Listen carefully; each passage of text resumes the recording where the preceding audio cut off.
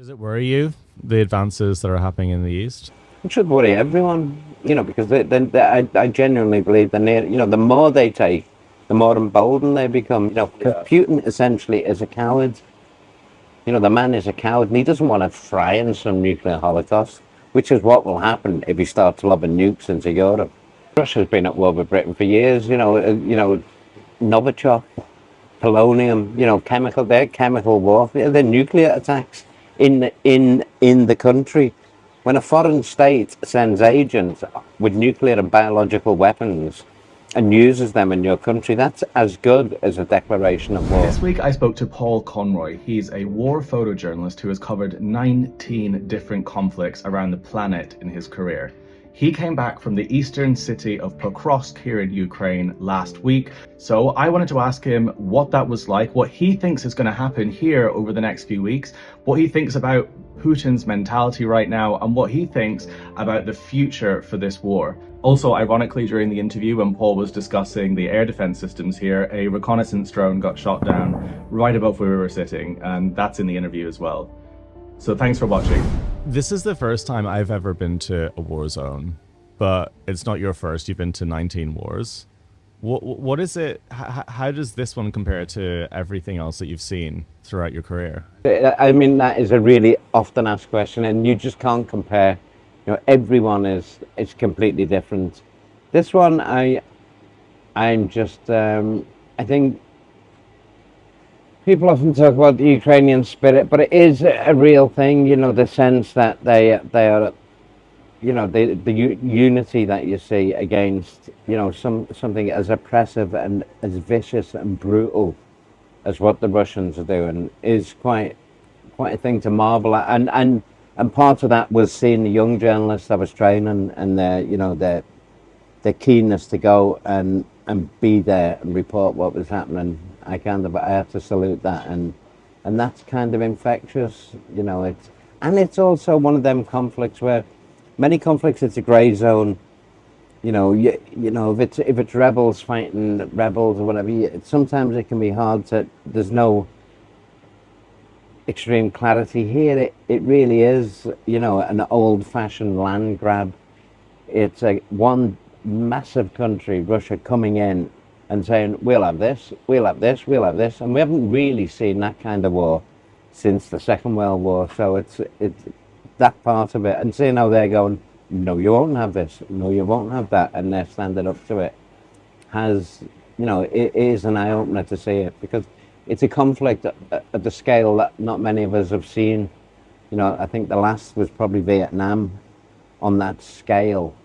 And, there ain't so many of them guys working nowadays. So for all of us, this is kind of a new experience.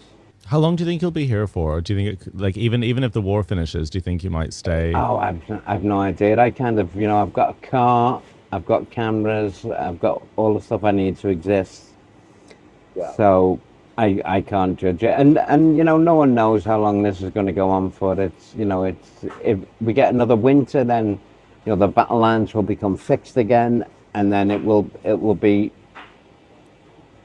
then we have to wait for spring for things to start moving. So it's impossible to predict the length of this. It really is. When you went to Pokrovsk, you were there last week. How significant do you think it's going to be when the Russians take that town? And strategically, how important is that? What do you think of the consequences going to be?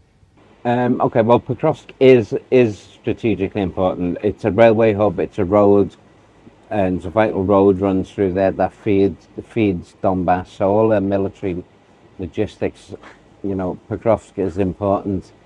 If it falls, I think it gives the Russians the kind of the upper hand in Donbas, because towns like Kramatorsk and Konstantinivka and further up, Kupiansk, Sloviansk, all of them towns kind of rely on them logistics. So it's something I think they I was there a week ago, but I hear now that they are kind of pulling in a lot of brigades and a lot of experienced troops to try and counter that Russian threat to Pokrovsk. I think the Ukrainian military command realized the strategic importance of Pokrovsk. If it falls, then it will change the landscape in Donbas. What do you think? What do you think is going to happen? Because I spoke to some journalists yesterday who were really worried about Ukraine. They were saying that the front line's moving in the wrong direction, that the country is really on its knees at the moment in a lot of ways. Do you think that there's an actual chance that the Russians could take even Odessa, like the whole of Ukraine, at any point? I've never really contemplated them being able to do that. You know, they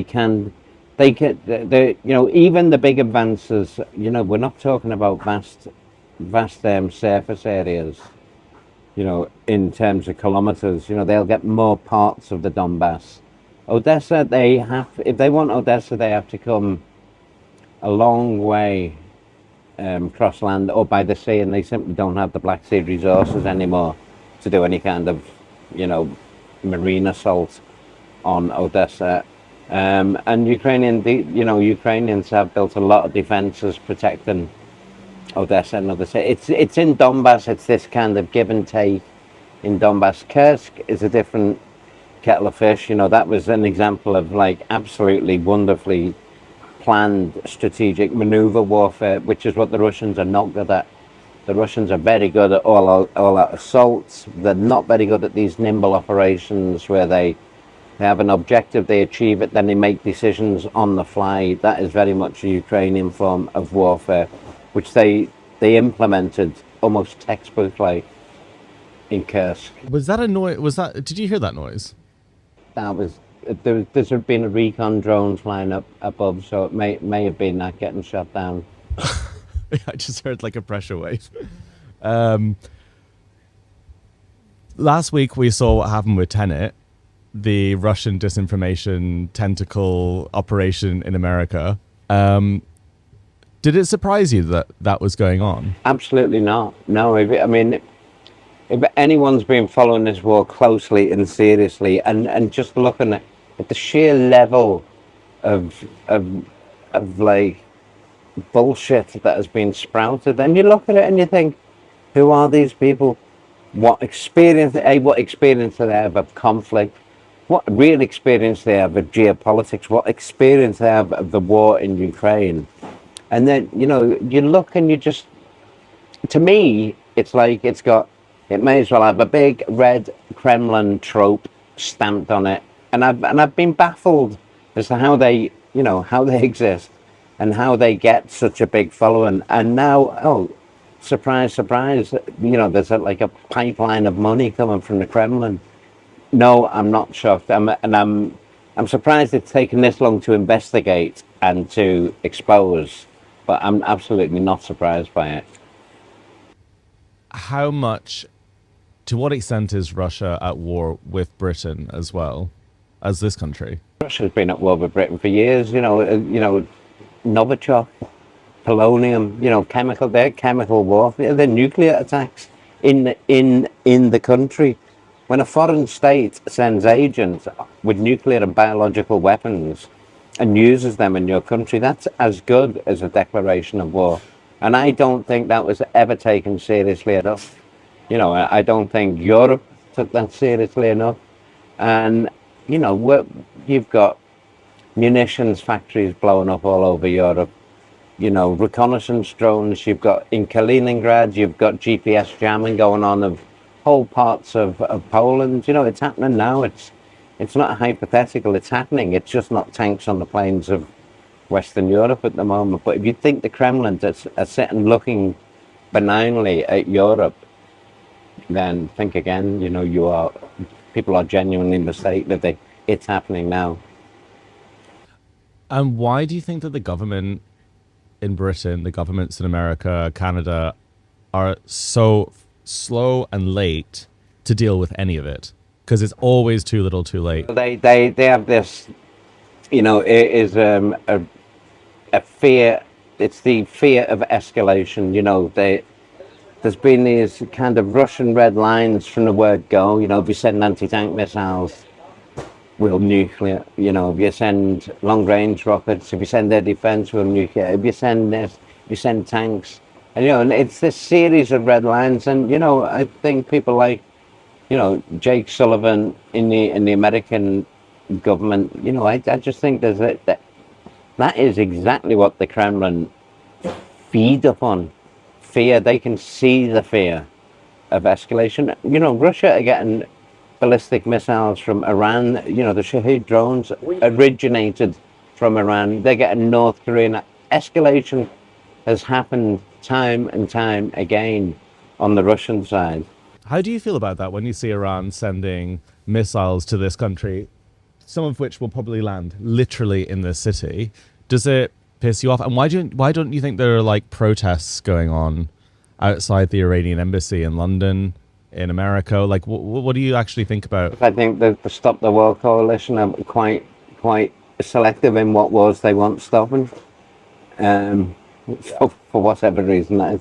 But no, it's like it's escalation based. So Russia does get it's getting weapons from all over the new axis that they've created with China, with North Korea, with Iran, and then weapons are already hitting the ground there. They've been hitting the ground there for months, but Western governments still, the German government refusing to send the Taurus missiles, things that could have made a real difference a while back. That would just, they're like paralyzed rabbits in the headlights, and it's like, oh, if we do this, we'll Russian. My fear of Russian nuclear attack is about as much as I fear running out of batteries on my vape. I do not sit here worrying about Russian. Putin essentially is a coward. The man is a coward, and he doesn't want to fry in some nuclear holocaust, which is what will happen if he starts lobbing nukes into Europe. So, Do you think Putin feels humiliated at the moment and feels embarrassed? Because Kursk has now gone on for a month, first time Russia's been invaded since the Second World War, and they have continued to stay in Kursk with 10,000 soldiers. And what do you think he actually thinks? If he doesn't feel embarrassed, he should be. If you're listening, Vlad, shame on you. No, I mean, it's, he's almost like he's so committed to this now. And yeah, I think the Ukrainians gave them a real bloody nose going into Kursk. That kind of showed them for what they are. They're an unresponsive monolith. It takes them a long time to respond to these kind of fast, nimble, in-out attacks. I've read a lot of research that have said that the reason that the Ukrainians managed to pull off Kursk is because the army here are much more dynamic than the Russian army. They move very quickly, form new battalions, they can jump and drive, they can do things very, very, very quickly. Whereas the Russian army is very much about, putting things on trains, slowly moving them to the front, and then firing things when their hangovers wear off. Do you think that's the case? Yeah, it really is. Look, the Russian army works on a very top-heavy.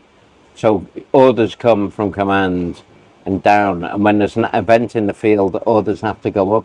They have a very slow response to artillery, the chain of command, and they don't really rely on their NCO, non-commissioned officers like the British, NATO, American army do. If something happens in the field, then an NCO can make a decision about that unit's behavior or response, whereas that does not happen in the Russian army. So they have to radio it back up a chain of command, often insecure, and wait for the response to come back. And all of that, them vital seconds on the battlefield can cost you a battle. So yes, the Ukrainian units are mobile. They go in and they react, and they're capable of reacting on the ground and making in-unit decisions. Why do you think the Ukrainian army has been so much more dynamic than the Russians? They've been getting a lot of help since 2014. Military advice isn't just how to point a weapon and fire it. It's strategy.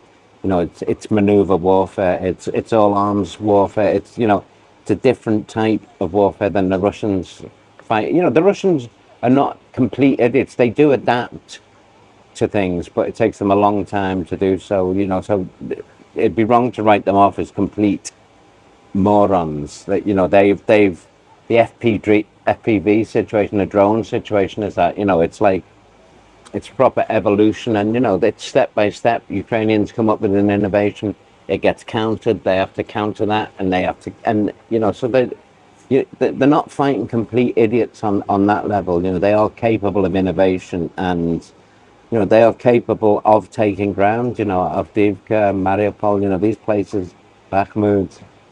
These places go, and whether that's through brute force and sledgehammer, which is often the case. They are not averse to just throwing men at a situation and sod the cost. They will do it. Where the Ukrainians have a different way of fighting, they will not just send whole brigades in to be slaughtered.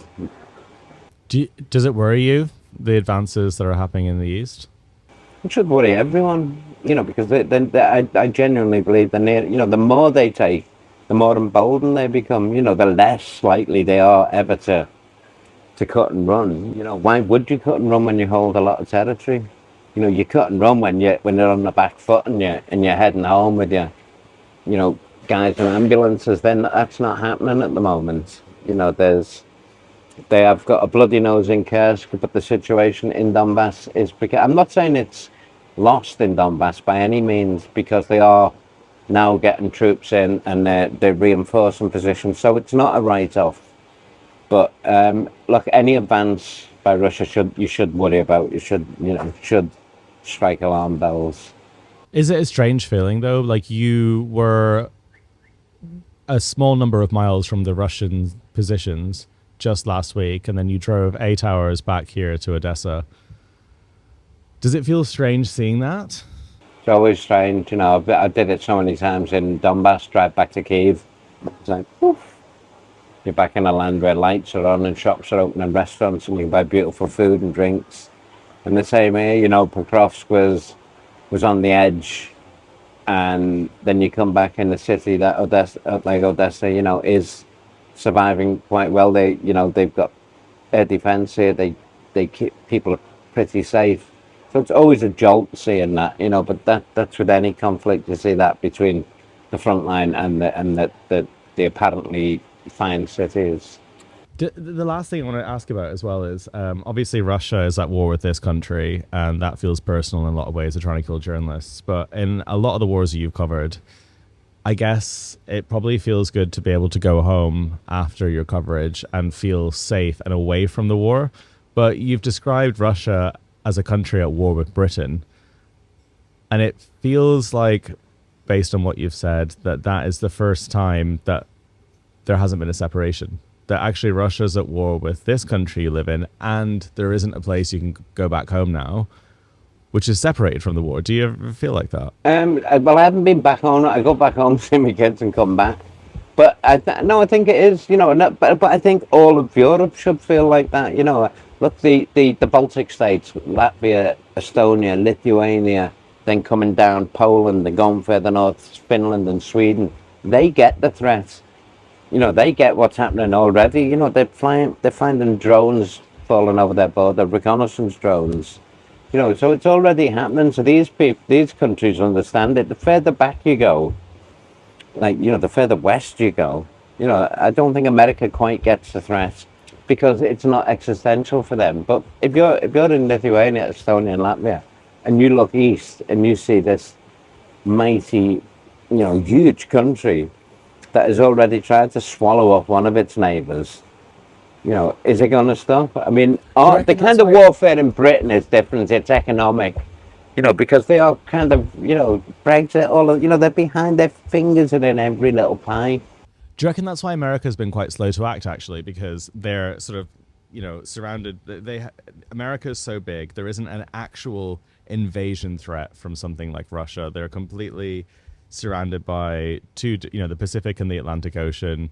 They've never actually been threatened with a land invasion like countries in Europe have. We had Pearl Harbor, but that was kind of a different thing. Do you reckon that's why they're? Do you reckon that's why they behaved the way they behaved? Look, I think America have always had a slightly separated feel from it because they're never really at risk.